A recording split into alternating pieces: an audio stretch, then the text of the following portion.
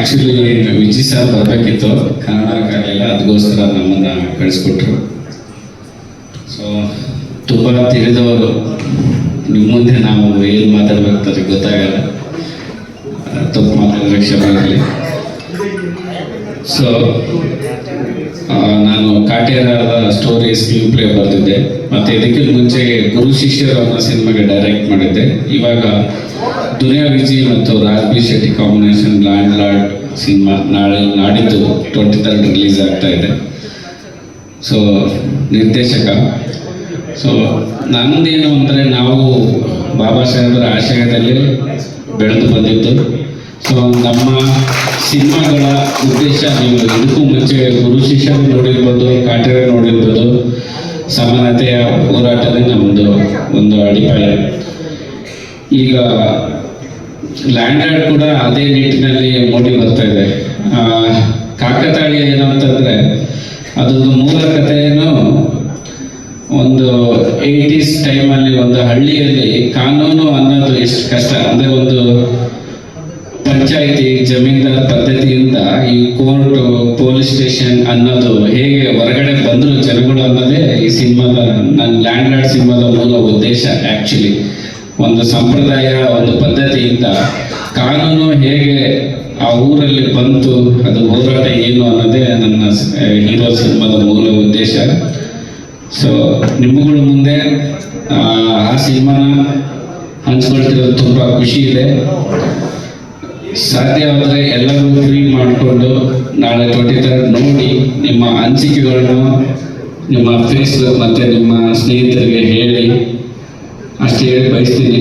ಈ ಕಾರ್ಯಕ್ರಮ ಯಶಸ್ವಿಯಾಗಲಿ, ಈ ಥರ ಒಂದು ಸಂಘಟನೆ ನಡೀಲಿ. ಒಂದು ಒಗ್ಗಟ್ಟಿನಲ್ಲಿ ಶಕ್ತಿ ಇದೆ. ಸೊ ನಾವು ಯಾವತ್ತೂ ಒಗ್ಗಟ್ಟನ್ನು ಮೆರಿಬೇಕಂತ ಕೇಳ್ಕೊಳ್ತಾ ನಾನು ಒಂದೆರಡು ಮಾತುಗಳನ್ನು ಮುಗಿಸ್ತೀನಿ. Thank you. ಕಿರು ಸನ್ಮಾನ ಸಂಘದವರಿಂದ, ಅಧ್ಯಕ್ಷರಾಗಿ ನಮ್ಮ ಸಂಘದ ಎಲ್ಲ ಪದಾಧಿಕಾರಿಗಳಿಂದ ಒಂದು ಕಿರು ಸನ್ಮಾನ. ಖ್ಯಾತ ನಿರ್ದೇಶಕರಾದಂಥ ಆನೇಕಲ್ ಕೋರ್ಟ್ನ ಅಧ್ಯಕ್ಷರಾದ ಪಟಾಪಟ್ ಪ್ರಕಾಶ್ ರವರೇ ಹಾಗೂ ನಮ್ಮ ಬೆಂಗಳೂರು ನಗರದಲ್ಲೇ ಇಡೀ ಕರ್ನಾಟಕದಲ್ಲೆಲ್ಲ ಪ್ರಾಕ್ಟೀಸ್ ಮಾಡಿಕೊಂಡು ಇಲ್ಲಿ ಆಫೀಸ್ ಇಟ್ಕೊಂಡು ನಿಮ್ಮೆಲ್ಲರಿಗೆ ಚಿರಪರಿಚಯರಾದಂಥ ಹಿರಿಯ ವಕೀಲರು ಹಾಗೂ ನಮ್ಮ ಸಂಘದ ಹಿತೈಷಿಗಳು ಅಂತ ಹೇಳ್ಬೋದು, ಮೋಹನ್ ಅವರು, ಇನ್ನೋರ್ವ ಇವರು, ಮತ್ತು ವೇದಿಕೆ ಮೇಲೆ ಇರ್ತಕ್ಕಂಥ ಬಾಲನ್ ಅವರು, ಮೋಹನ್ ಅವರು, ಮತ್ತು ಇತರೆ ನಮ್ಮ ಎಲ್ಲ ಹಿರಿಯ ವಕೀಲರಿಗೆ ನಮಸ್ತಾ. ನಾವು ಕರ್ನಾಟಕ ರಾಜ್ಯ ಪರಿಶಿಷ್ಟ ಜಾತಿ ಪರಿಶಿಷ್ಟ ಪಂಗಡದ ಸಂಘವನ್ನು ನಾವು 2 ವರ್ಷಗಳಾದ ನಂತರ ನಾವು ರಾಜ್ಯ ಮಟ್ಟದಲ್ಲಿ ನಮ್ಮ ಸಂಘದ ಒಂದು ಸಮಾವೇಶವನ್ನು ನಮ್ಮೆಲ್ಲರ ಸಮ್ಮುಖದಲ್ಲಿ ಮುಂದಿನ ದಿನಗಳಲ್ಲಿ ಆಚರಣೆ ಮಾಡೋದಕ್ಕೋಸ್ಕರ ಕೆಲವು ಹಿರಿಯರ ಅಭಿಪ್ರಾಯಗಳನ್ನ ಪಡೆದುಕೊಂಡು ಅದರಂತೆ ನಮ್ಮ ಸಂಘದ 2ನೇ ವಾರ್ಷಿಕೋತ್ಸವವನ್ನು ಆಚರಣೆ ಮಾಡುವ ಸಲುವಾಗಿ ಇವತ್ತಿನ ದಿನ ಈ ಸಭೆ ಸೇರಿದ್ದೀವಿ. ಈ ಸಭೆಗೆ ತಾವೆಲ್ಲರೂ ಈ ಒಂದು ಸಮಯದಲ್ಲಿ ತಮ್ಮ ಅಮೂಲ್ಯವಾದಂಥ ಕೆಲಸಗಳನ್ನು ಬಿಟ್ಟು ನಮ್ಮೊಂದಿಗೆ ಭಾಗಿಯಾಗಿದ್ದು, ತಾವೆಲ್ಲರೂ ವೇದಿಕೆ ಮೇಲೆ ಇರ್ತಕ್ಕಂಥವ್ರು ನಮ್ಮ ಸಂಘದ ಬಗ್ಗೆ ನನ್ನ ಒಂದು 5 ನಿಮಿಷ ಕಾಲ ಏನು ಒಂದು ನಮ್ಮ ಸಂಘದ ಚಟುವಟಿಕೆಗಳ ಬಗ್ಗೆ, ಸಂಘದ ಕೆಲವೊಂದು ದೇವೋದ್ದೇಶಗಳ ಬಗ್ಗೆ ತಮ್ಮ ಮುಂದೆ ಇಡ್ತೀವಿ.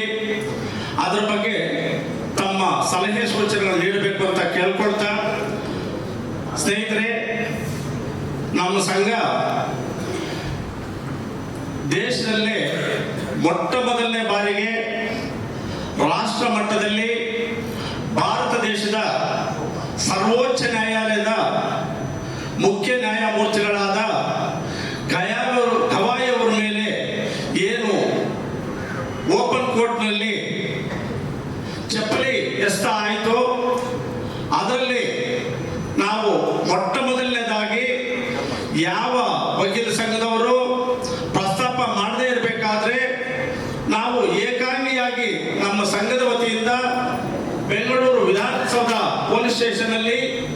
0 FIR ಅನ್ನ ನಾವು ದಾಖಲು ಮಾಡಿಸೋದ್ರ ಮುಖಾಂತರ ನಮ್ಮ ಸಂಘದ ಒಂದು ಯಶಸ್ವಿಗೆ ಕಾರಣ ಅಂತ ನಾವು ಹೇಳ್ಕೊಬೋದು. ಹೇಳಿದ್ರು ಯಾವ ಚೊಪ್ಲಿ ಹಾಕಿದಾನೆ ಅವನಿಗೆ ಗೊತ್ತಿರುತ್ತದೆ ಅದು ಎಲ್ಲಿ ಕಚ್ಚುತ್ತೆ ಎಂದು, ಚೊಪ್ಲಿ ಹಾಕಿರೋವನಿಗೆ ಅದು ಗೊತ್ತಿರೋದಿಲ್ಲ ಅಂತ ಹೇಳಿದ್ರು. ಯಾರು ಪರಿಶಿಷ್ಟ ಜಾತಿ ಪರಿಶಿಷ್ಟ ಪಂಗಡದವರು, ಕೇರಿನಲ್ಲಿ ಹುಟ್ಟಿರೋರು, ಕೊಲಕೇರಿಯಲ್ಲಿ ಹುಟ್ಟಿ ಬೆಳೆದು ಬಂದಿರೋರಿಗೆ ಗೊತ್ತಾಗುತ್ತದೆ ಸಂಘಟನೆ, ಪರಿಶಿಷ್ಟ ಜಾತಿ ಪರಿಶಿಷ್ಟ ಪಂಗಡ ಸಂಘಟನೆ ಎಷ್ಟು ಅಮೂಲ್ಯವಾದದೆಂದು ನಾವು ಇವತ್ತು ಸೇರಿದ್ವಿ. ಈಗ ಈ ನೋವು ಅಂದ್ರೆ ನಾವು ಫಸ್ಟ್ ಜನರೇಷನ್ ಲಾಯರ್ಸ್. ನಮ್ಮ ಅಪ್ಪ ಅಮ್ಮ ತಾತ ಮುತ್ತಾತ ಲಾಯರ್ಗಳಿಲ್ಲ, ಅವರೆಲ್ಲ ಲಿಫ್ಟಲ್ಲಿ ಹೋಗ್ತಾರೆ, ನಾವು ಸ್ಟೆಪ್ಪಲ್ಲಿ ಹೋಗ್ತೀವಿ. ಬಂದ ತಕ್ಷಣ ಲಿಫ್ಟಲ್ಲಿ 100th ಫ್ಲೋರು, ನಾವು ಸ್ಟೆಪ್ಪಲ್ಲಿ ಹೋಗ್ಬೇಕು, 2 ಫ್ಲೋರ್ಗೆ ಟಯರ್ಡ್ ಆಗ್ತೀವಿ. 1932ನೇ ಇಸ್ವಿಯಲ್ಲಿ first round table conference doctor ಅವರು ಒಂದು ಮೆಮೋರೆಂಡಮ್ ಸಬ್ಮಿಟ್ ಮಾಡ್ತಾರೆ. It is not responsible government, it is representative government ಅಂತಾರೆ. ಅಂದ್ರೆ ಎಲ್ಲ ಸಮೂಹದವ್ರಿಗೂ ರೆಪ್ರೆಸೆಂಟೇಷನ್ ಇರಬೇಕಂತ visionary revolutionary only doctor force in this. ಸ್ವತಂತ್ರ ಬಂದ್ರೆ ಒಲಿಗಾರ್ಕಿ ಕೈಗೆ ಹೋಗುತ್ತೆ, ಅದು ಹೋಗ್ಬಾರ್ದಂದು. ಈಗ SC 19% ಎಲ್ಲಾದ್ರಲ್ಲಿನೂ 19% ಅಂದು ರೆಪ್ರೆಸೆಂಟೇಟಿವ್ ಡೆಮೋಕ್ರಸಿ. ಜಾಸ್ತಿ ಟೈಮ್ ಇಲ್ಲ, ಇನ್ನು 2 ನಿಮಿಷ ಇದೆ. ಈಗ 2018ನಲ್ಲಿ ಈಗ ನಮ್ಮ ದೇಶದಲ್ಲಿ 25 ಹೈಕೋರ್ಟ್ ಇದೆ. 25ನೇ ಹೈಕೋರ್ಟ್ ಅಮರಾವತಿ ಹೈಕೋರ್ಟ್. ಇಲ್ಲಿ ಪೋಸ್ಟಿಂಗ್ಸ್ ಇರೋದು ಹೈಕೋರ್ಟ್ ಜಡ್ಜಸ್ 1140, 860 ಫಿಲ್ ಆಗಿದೆ, ಉಳಿದಿದ್ದು ಫಿಲ್ ಆಗಿಲ್ಲ. 562 ಹೈಕೋರ್ಟ್ ಜಡ್ಜಸ್ ಅಪಾಯಿಂಟ್ ಆದರು. ಇದರಲ್ಲಿ 11% ಬ್ಯಾಕ್ವರ್ಡ್ ಕ್ಲಾಸ್ಗೆ ಸಿಗಿದೆ, ಅವರ ಸಂಖ್ಯೆ 42%. 42%ಗೆ 11% SC, 19% ಬರೀ 3% ರೆಪ್ರೆಸೆಂಟೇಷನ್ ಸಿಗಿದೆ ಹೈಕೋರ್ಟಲ್ಲಿ. ST 10% ಬರೀ 1% ರೆಪ್ರೆಸೆಂಟೇಷನ್ ಸಿಗಿದೆ. ಮೈನಾರಿಟೀಸ್ ಅಂದರೆ 15.5, ಇನ್ಕ್ಲೂಡಿಂಗ್ ಮುಸ್ಲಿಮ್ಸು, ಕ್ರಿಶ್ಚಿಯನ್ಸು, ಬುದ್ಧಿಸ್ಟ್ ಎಲ್ಲ ಸೇರಿ ಅವ್ರಿಗೆ ಬರೀ 5% ಸಿಕ್ಕಿದೆ. ಅಂದರೆ 60% ಯಾರಿಗೆ ಹೋಗಿದೆ ಅಂದರೆ ಬ್ರಾಹ್ಮಣರಿಗೆ ಹೋಗಿದೆ. ಅವರು ಜನಸಂಖ್ಯೆ 3%. 3%ಗೆ 60% ಹೋಗಿದೆ. ಈಗ ಸುಪ್ರೀಂ ಕೋರ್ಟಲ್ಲಿ 34 ಜಡ್ಜಸ್ ಇದ್ದಾರೆ. SC, ST, backward class, minorities ಎಲ್ಲರೂ ಸೇರಿ 12%. 88% ಬ್ರಾಹ್ಮಣರು, ಬನಿಯಾಸು, ಕಾಶ್ಯಾತ ಮೇಲೆ ಅದೇ ಒಲಿಗಾರ್ಕಿ. ಈಗ ನಮ್ಮ ಮುನಿಯಪ್ಪ ಅವರು ಹೇಳಿದ್ರು ಸವರ್ಣಿಯರು ಕೈಯಲ್ಲೇ ಇದೆ ಅನ್ನೋದು ವಿಷಯ. ಈಗ ನಾವು ಫಸ್ಟ್ ಜನರೇಷನ್ ಅಡ್ವೊಕೇಟ್ಸ್. ನನಗೆ ಸೀನಿಯರ್ ಸಿಗೋದು ಕಷ್ಟ, ಆಫೀಸ್ ಸಿಗೋದು ಕಷ್ಟ. ಊರಿಂದ, ಕೋಲಾರಿಂದ, ಚಿಂತಾಮಣಿಯಿಂದ ಬೆಂಗಳೂರು ಬಂದು ಉಳ್ಕೊಂಡು ಒಂದು ಆಫೀಸು, ಪ್ರಾಕ್ಟೀಸು. ನಾವೇನು ದೊಡ್ಡ ದೊಡ್ಡ ಕಾನ್ವೆಂಟಲ್ಲಿ ಓದಿಲ್ಲ. ಅಂದರೆ ಈ ಸಂಘಟನೆ ಅಂಥದ್ದವರಿಗೆ ಒಂದು ಅಂಬ್ರೆಲ್ಲಾ ಸಂಘಟನೆ ಆಗಿ ಇರಬೇಕನ್ನೋದು. ಇನ್ನೊಂದು ನೋಡಿ, ಈ we have to demand reservation in judiciary. ಅದು ಸಿಕ್ಕಿದ್ರೆ ನಮ್ಮವರು 19% ಅಲ್ಲಿ ಕೂತಿದ್ರೆ ಈ ಪರಿಸ್ಥಿತಿಗೆ ಇರೋದು ಸಾಧ್ಯತೆನೇ ಇಲ್ಲ. ಸೊ ರಿಸರ್ವೇಷನ್ ನೋಡಿ, advocate general, attorney general, solicitor general, designated senior ಯಾರಾಗ ಇದ್ದಾರೆ ಏನೋ ಗೊತ್ತಿಲ್ಲ. ಡೆಸಿಗ್ನೇಟೆಡ್ ಸೀನಿಯರ್ ಇಲ್ಲ. ಸೊ ಎಲ್ಲಾನು ಒಬ್ಬರ ಕಡೆನೆ ಹೋಗ್ತಾ ಇದೆ. ಇದರಲ್ಲಿನೂ ನಾವು ವಿ ಹ್ಯಾವ್ ಟು ಡಿಮಾಂಡ್ ಅನ್ನೋದು ಒಂದು. ಎಲ್ಲರೂ ತಮ್ಮ ತಮ್ಮ ಸ್ನೇಹಿತರನ್ನ, ಎಲ್ಲ ಸಂಘಟನೆಯಲ್ಲಿರ್ತಕ್ಕಂಥವ್ರನ್ನ ಸೇರಿಸ್ಕೊಂಡು ಐ ಕಮ್ ಟು ದಟ್. ಹಾಗೆ ಮಹಿಳಾ ಮೀಸಲಾತಿಯಿಂದ ಮಂಜುಳಾ ಪಿ, ನಾನು ಅವರನ್ನ ಸೆಪರೇಟ್ ಆಗಿ ತಗೋಬೇಕು ಅಂತ ಇದ್ದೆ. ಎನಿವೆ ಹೇಳಿ. ಜ್ಯೋತಿ, ಎಸ್, ನಾನು ಆಗ್ಲೇ ಕೇಳಿದೆ, ಯಾರಾದ್ರೂ ಹೆಸರು ಕಲೆಕ್ಟ್ ಮಾಡುವಾಗ ಕೇಳಿದೆ. ದಯಮಾಡಿ ಇನ್ಯಾರಾದ್ರೂ ಇದ್ರೆ ಹೇಳಿ. I have no discrimination, I am zero discrimination person. ದಯಮಾಡಿ Jyoti madam, Manjula madam, Balan sir, Gopal sir, Prabhu sir, ಇನ್ನು ಯಾರಾದ್ರೂ ಇದ್ದಾರಾ?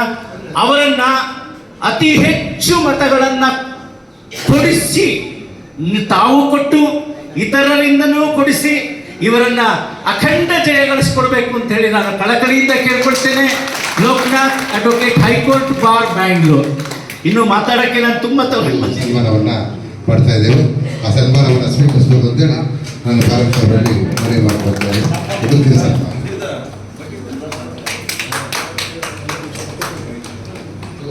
ಉಪಾಧ್ಯಕ್ಷರು ಹಾಗೂ ಕಾರ್ಯಕಾರಿ ಸಂಘಟನಾ ಕಾರ್ಯದರ್ಶಿಗಳು ಹಾಗೂ ಎಲ್ಲರಿಂದ ಈ ಒಂದು ಕಿರು ಸನ್ಮಾನ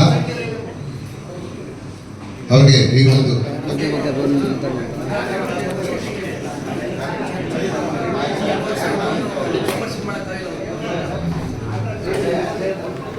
ಇಲ್ಲಿ ನಾನು ನನ್ನ ಬಹುದಿನಗಳ ನಮ್ಮ ಸಂಘಟನೆಯ ಒಡನಾಡಿಗಳು ಮತ್ತು ಬಹುಜನ ಸಮಾಜ ಪಕ್ಷದ ನಮ್ಮ ಒಡನಾಡಿ ಮೋಹನ್ ಕುಮಾರ್ ಅವರು ನಾವು ಮಾತಾಡಿಕೊಂಡು ಕೆಲವು ವಿಚಾರಗಳ ಬಗ್ಗೆ ಮಾತಾಡ್ಕೊಂಡಿದ್ದೀವಿ.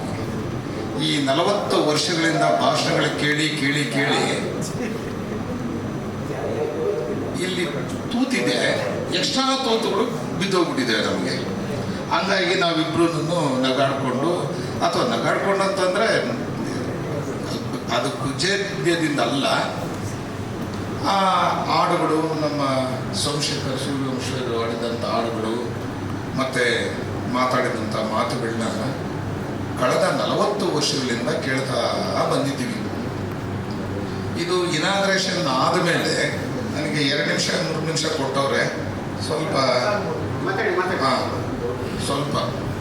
ಹಾಗಾಗಿ ಈ 40-50 ವರ್ಷಗಳಿಂದ ಏನು ನೋಡ್ತಾ ನೋಡ್ತಾ ನೋಡ್ತಾ ಇದೊಂದು ವಿಭಿನ್ನ ರೀತಿಯಲ್ಲಿ ನ್ಯಾಯವಾದಿಗಳು ಸಂಘಟನೆ ಆಗ್ತಾ ಇದ್ದೀರಿ ಅಂತಂದರೆ ನನಗೆ ಛಿದ್ರಗೊಂಡಿರ್ತಕ್ಕ ಸಂಘಟನೆ ಮಾಡುವ ಹೆಸರಿನಲ್ಲಿ ಸಂಘ ಅಂತ ಹೆಸರಿಟ್ಕೊಂಡಿರ್ತಕ್ಕಂಥ ಅನೇಕ ವಿಘಟನೆಗಳಾಗಿರ್ತಕ್ಕಂಥ ದಲಿತ ಸಂಘಟನೆಗಳಿಗೂ ಇದಕ್ಕೂ ಯಾವುದು ವ್ಯತ್ಯಾಸ ಕಾಣ್ತಾ ಇಲ್ಲ ನನಗೆ. ಅಷ್ಟು ಇದಾಗಿದೆ. ಖಾಸಗಿಯಾಗಿ ನಾನು ಮುನಿಯಪ್ಪನವರು ಅಧ್ಯಕ್ಷರ ಹತ್ರ, ಮುನ್ರಾಜ್ ಹತ್ರ, ಪದಾಧಿಕಾರಿಗಳ ಹತ್ರ ಮಾತಾಡ್ತಾನೇ ಇದ್ದೀವಿ. ಬಾಬಾ ಸಾಹೇಬರು ಆಗ ಬರೀ 10 ಜನ ವಕೀಲರು ನಾನು ಕೊಟ್ಬಿಡಿ ಈ ದೇಶದ ಚರಿತ್ರೆಯನ್ನು ಬದಲಾಯಿಸ್ತೀನಿ ಅಂತಂದರು. ಎಷ್ಟು ಜನ ಇದ್ದೀವಿ ನಾವು ಇವತ್ತು? 13,000 ಅಂತ ಹೇಳಿದ್ರು. ಇರಲಿ, ಯಾವ ಬೆಟ್ಟ ಕಿತ್ತು ಯಾವ ಕಡೆ ಗಿಡ್ತಾ ಇದ್ದೀವಿ ನಾವು?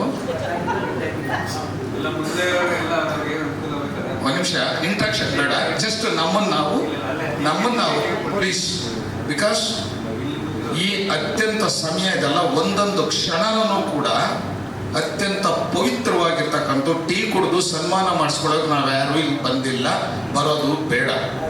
ಅತ್ಯಂತ ಕಷ್ಟಪಟ್ಟು ತಮ್ಮ ಖಾಸಗಿ ಟೈಮ್ಗಳನ್ನು ಇಲ್ಲಿ ಕೊಟ್ಟು ನಾವೆಲ್ಲ ಇಲ್ಲಿ ಸೇರಿದ್ದೀವಿ.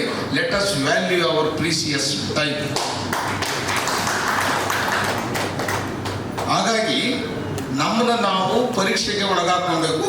ನಮ್ಮ ಆತ್ಮಶೋಧನೆಗಳು ಮತ್ತು ನಾವು ಎಷ್ಟು ಪರಿಶುದ್ಧವಾಗಿದ್ದೀವಿ, ಎಷ್ಟು ನಮ್ಮನ್ನು ಈ ಸಂಘಟನೆಗೆ, ಈ ಸಂಘಕ್ಕೆ ನಾವು ತೊಡಸ್ಕೋತೀವಿ ಅನ್ನೋದು ಆತ್ಮವಿಮರ್ಶೆಗಳಾಗಬೇಕು. ಸುಮ್ಮನೆ ಸೂಟುಗಳು ಬೂಟುಗಳು ಹಾಕ್ಕೊಂಡು ನಮ್ಮ ಹತ್ರನೂ ಇದ್ದಾವೆ ಅಂತೇಳಿ ನಾವು ಬರೋದು ಅಲ್ಲ.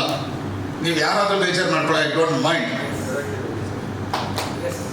ನಾನು ಮಾತಾಡ್ತಾ ಇರಬೇಕಾದ್ರೆ ನನಗೆ ಅಧ್ಯಕ್ಷರು ಒಂದು ರೀತಿ ಆದೇಶ ಮಾಡೋ ರೀತಿ ಮತ್ತು ಒಂದು ರೀತಿಯಲ್ಲಿ ಹೇಳಿದ್ರು, ನಗ್ತಾನೆ, ನೀವು ಆನೆಕಲ್ಲಲ್ಲೇ ಇದ್ರೆ ಹೆಂಗೆ ಸರ್, ಆನೆಕಲ್ಲು ಬಿಟ್ಟು ಬನ್ನಿ ಅಂತ ಇದೇ ದಾಟಿನಲ್ಲಿ ಹೇಳಿದ್ರು.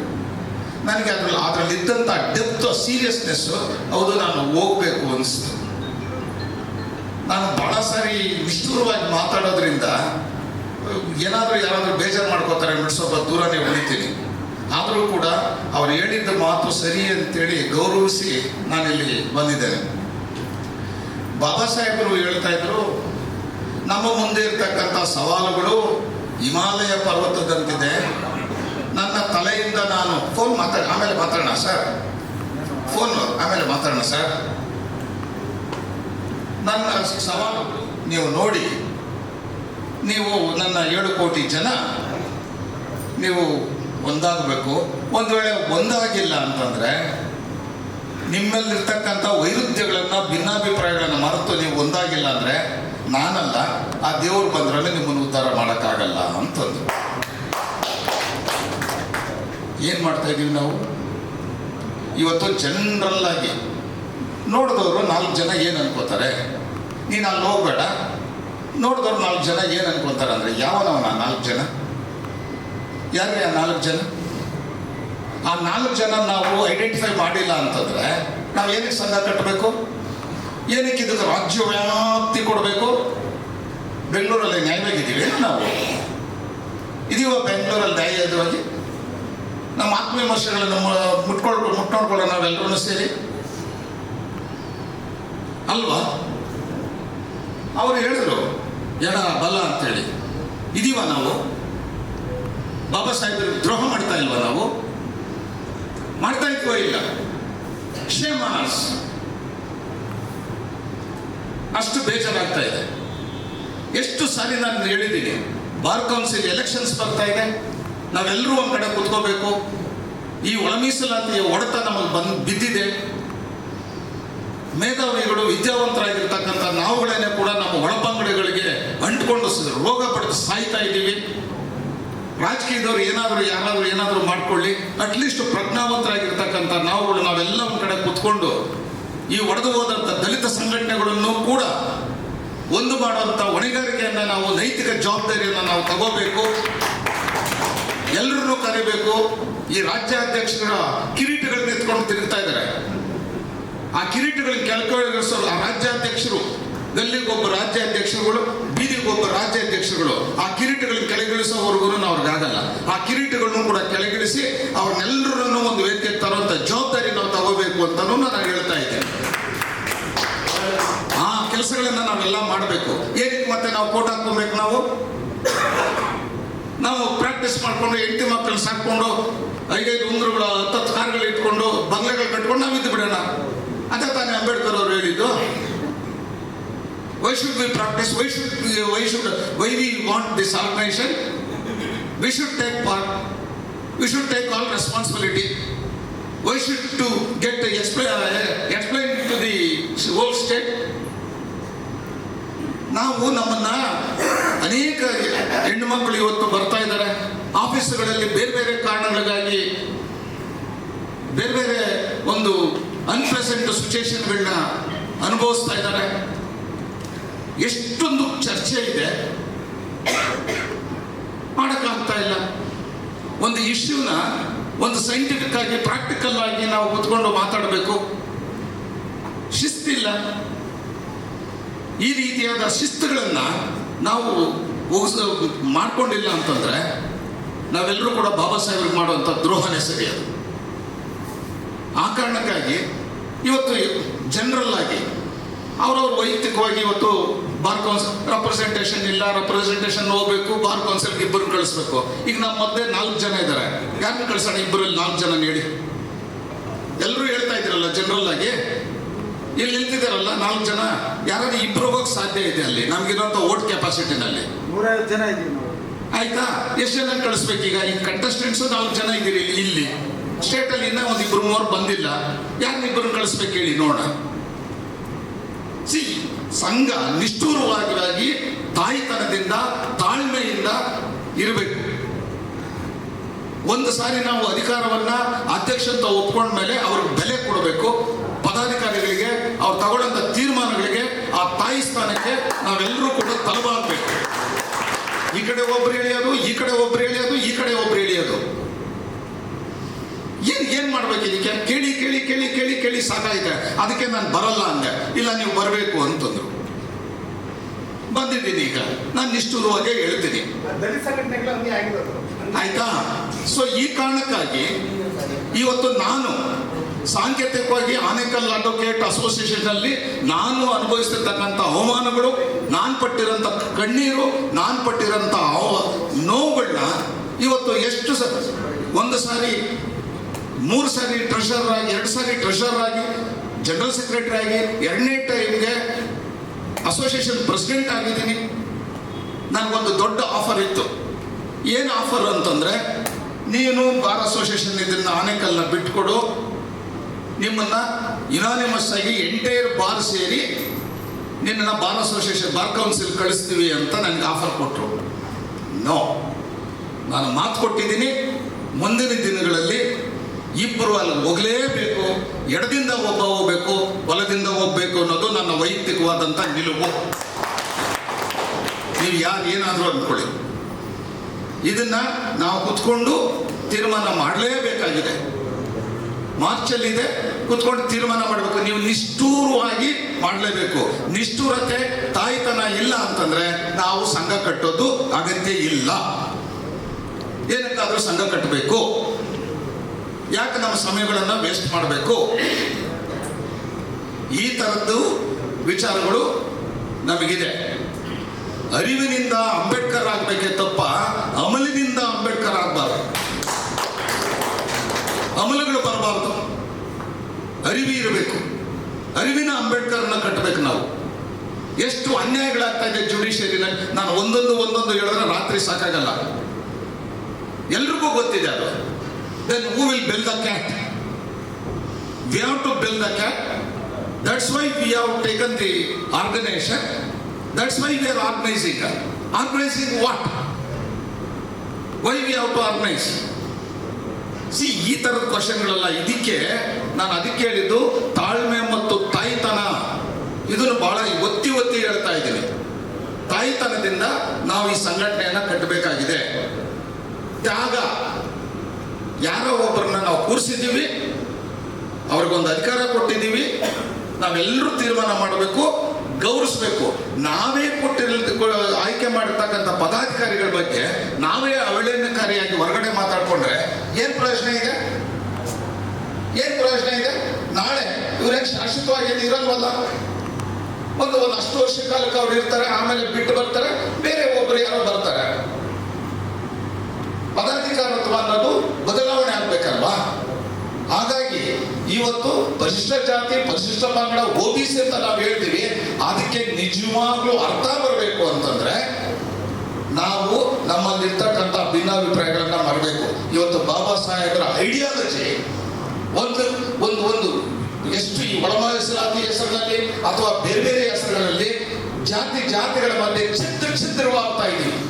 ಬಾಬಾ ಸಾಹೇಬರ ಒಟ್ಟು ಸಮಗ್ರತೆಯಿಂದ ಇರಬೇಕು ಅನ್ನುವಂಥ ಆ ಹೊಡೆತಕ್ಕೆ ಅತ್ಯಂತ ಪ್ಲಾಂಡ್ ಆಗಿ ಹೊಡೆತಗಳು ಬೀಳ್ತಾ ಇದೆ. ಪ್ರಜ್ಞಾ ಹೊಂದಿರತಕ್ಕಂಥ ನಾವುಗಳು ಅದಕ್ಕಿಂತ ಭಿನ್ನವಾಗಿ ಯೋಚನೆ ಮಾಡಿ ಒಂದು ಪ್ರೋಗ್ರಾಮ್ಗಳನ್ನ ಆರ್ಗನೈಸ್ ಮಾಡೋಣ ಅಂತಂದ್ರೆ ಹಾಡುಗಳು ನಾನು ಆಗಲೇ ಮಾತಾಡುವಾಗ ಕಣ್ಣಲ್ಲಿ ನೀರು ಬರ್ತಾ ಇದೆ. ಭಾವುಕವಾಗಿ ಅಷ್ಟು ನಾವು ಇಡೀ ರಕ್ತವನ್ನ ಸಮಯವನ್ನ ಕೊಟ್ಟಿದ್ದೀವಿ. ಆದರೆ ವೇದಿಕೆಗಳ ಮೇಲೆ ಆಡೋ ಹಾಡುಗಳಿಗೂ ನಾವು ನಡ್ಕೊಂತ ಬಂದ ರೀತಿ ನೀತಿಗಳಿಗೂ ಎಲ್ಲಾದ್ರೂ ತಾಳೆ ಆಗ್ತಾ ಇದೆಯಾ? ದಿಸ್ ಇಸ್ ರೆಡಿಕ್ಯುಲಸ್ಲಿ ನನ್ಗೆ ಬಹಳ ಬೇಜಾರಾಗ್ತಾ ಇದೆ. ನಾವೆಲ್ಲನೂ ಕೂಡ ಪ್ರಜ್ಞಾವಂತರಾಗಿದ್ದೀವಿ, ಕೋಟ್ಗಳು ಹಾಕೊಂಡಿದ್ದೀವಿ. ಅದಕ್ಕೆ ಅರ್ಥ ಬರಬೇಕು ಅಂತಂದ್ರೆ ದಯವಿಟ್ಟು ಚೆಂಗಲಾಗಿ ಆಡೋದನ್ನ ನಾವೆಲ್ಲರೂ ಬಿಡಬೇಕು. ಚೆಂಗಲಾಗಿ ಆಡೋದನ್ನ ಬಿಡಬೇಕು. ಉಡಾಫೆ ಮಾತುಗಳನ್ನ ಬಿಡಬೇಕು. ಒಂದು ಶಿಸ್ತನ್ನು ಇಡಬೇಕು. ನಾವು ಸೈದ್ಧಾಂತಿಕವಾಗಿ ನಾನು ಹೆಸರು ಯಾವುದನ್ನು ತಗೊಳ್ಳಲ್ಲ, ಸೈದ್ಧಾಂತಿಕವಾಗಿ ಒಂದು ಸಂಘಟನೆ ನಾವು ವಿರೋಧ ಮಾಡ್ತೀವಿ. ಆದರೆ ಅವರಲ್ಲಿರ್ತಕ್ಕಂಥ ಶಿಸ್ತು, ಆ ತ್ಯಾಗವನ್ನ ನಾವು ಅರ್ಥ ಮಾಡ್ಕೊಳ್ಬೇಕು. ಅದನ್ನ ನಾವು ಅಳವಡಿಸ್ಕೊಳ್ಳೇಬೇಕು.